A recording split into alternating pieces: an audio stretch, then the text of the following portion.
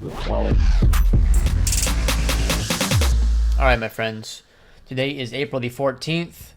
It is Monday, a couple hours into the New York session. Let's go ahead and get into the market outlook and plans for the week ahead. Alright, everybody, so welcome to the Trump announcement waiting room. We are patiently waiting for the next piece of key information to come in. Go ahead and get into the macro outlook, though. Okay, so macro, pretty straightforward, no major changes. Basically what I've been talking about forever. Still expecting the same plan to play out. So where we're at right now is we're waiting to see if this is going to be the actual macro bottom leg.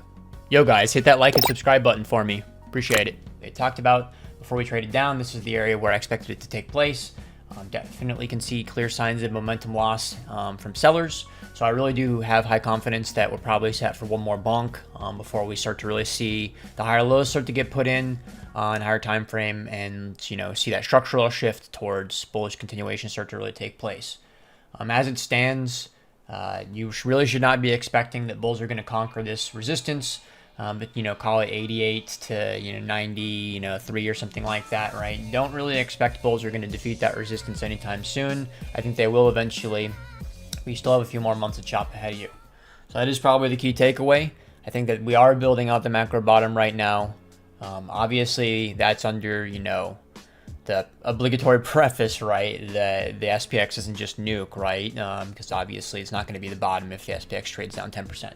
Couple more months of chop. As we start to get into Q3, Q4, I think that's when the free money, or fun money season is going to start to really return. Not getting any, getting crazy with it or anything, running off the same plans over and over again. I'll share more detail as we get further into the video. The main levels you want to discuss or, place emphasis on right now are going to be 75K, 90K, like we've talked about.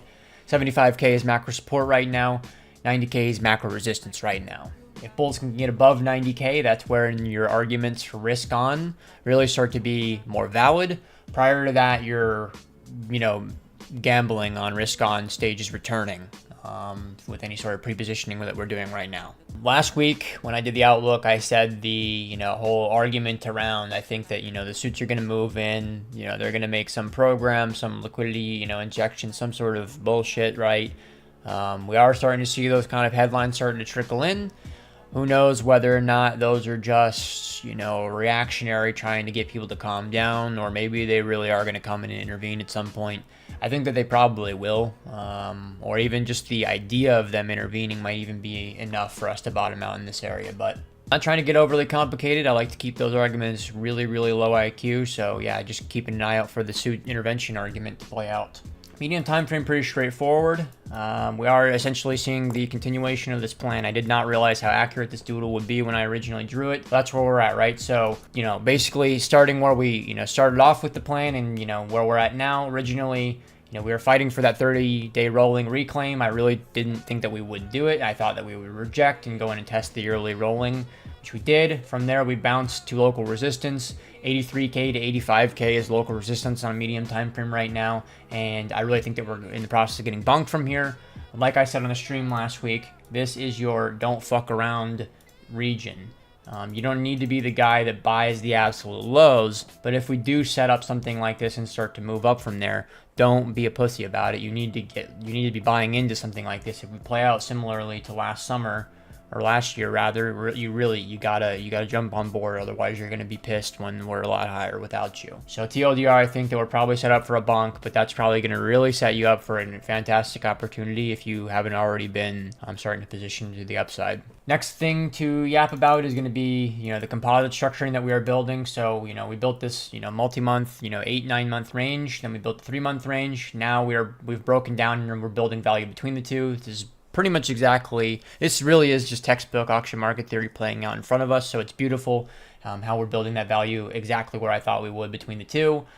So we are set up for potentially, who knows, it could be many more months of this range building out, or maybe in a few weeks we start to build up momentum. Who knows, right? That's a guessing game, and that's not really particularly useful for us with trading. So just try to make guesstimations. We'll wait for the market to be proving that we're bullish, and then you jump on.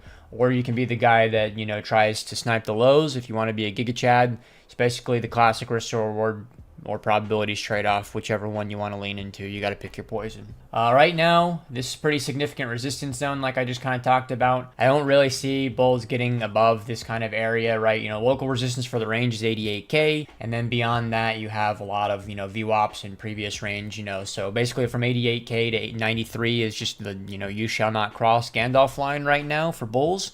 If you see them actually get through there, don't be a pussy about it. You got to buy. But if we trade up, and any trade up should probably be expected to see, bunk continuation playing out. That's pretty much it. Closing thoughts on medium time frame, or this is a fantastic intraday environment. As you guys have seen the past couple weeks, I've been yapping about intraday trading a lot and trying to share as many of the trades as I can. This is an intraday trading environment. So this is when you want to be grinding that out and clicking your buttons. So we'll go ahead and segue over into that. A little bit of altcoin talk. So obviously you gotta have a little bit of a OM talk. So for those of you guys that are newer to trading scam coins like this is not a surprise at all. I got tagged about this coin a lot this weekend, and my thought was big fucking surprise. OM went to 0. A lot of the times when we have these kind of coins that just show this immense strength, and in previous periods, like TRB was a textbook example of this, right? Go look at the TRB chart. Perp was a coin that did this kind of stuff. We've had a lot. Filecoin did this. We've had a lot of coins that did this kind of stuff where they showed ridiculous strength.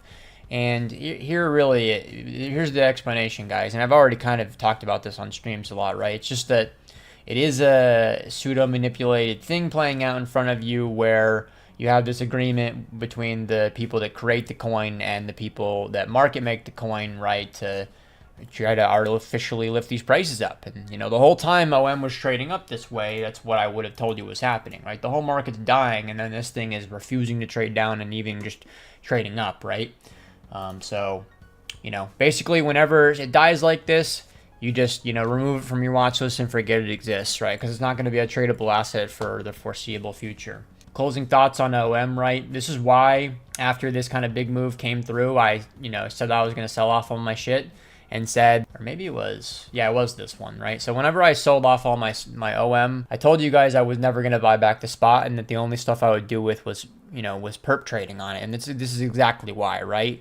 We have our fun with the scam. We make sure we take our profit, and then we can continue to trade the scam, but you don't do any long-term stuff on it, right? You just trade the perps, you take your profit, and then hopefully you pray that, you're not trading it when this kind of move happens. I don't exactly know what led to the selling or anything like that. It's probably just somebody being stupid, to be honest. It's probably a lot less malicious than people think.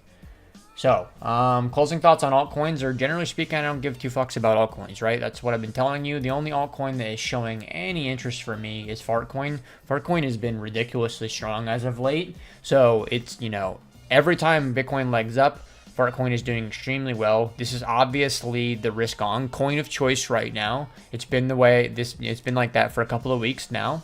I'm pretty sure Doc has been on top of that for you guys. So even though I haven't really been trading Fartcoin myself, I think Doc probably called it for you. But yeah, Fartcoin's been the flavor of the month. If you want to express risk on, this is the coin to do it alongside Bitcoin. So it's hilarious that like the ideal long scenario, if you get a dip, is to buy Bitcoin and Fartcoin. That's 2025 Q2 for you right there. So yeah, I don't have a whole lot to say on altcoins, right? I'm very, very disinterested in the overwhelming majority of them. Fartcoin is very, very interesting though, and that's it. I have a few other projects for Paragon and for public stuff that I'm working on right now. So yeah, just in general, keep an eye out for stuff coming out. I'm in work mode right now, feeling very interested to push forward and get shit done. So that's pretty much it for me, guys. Good luck out there, and yeah, best of luck clicking buttons. Cheers.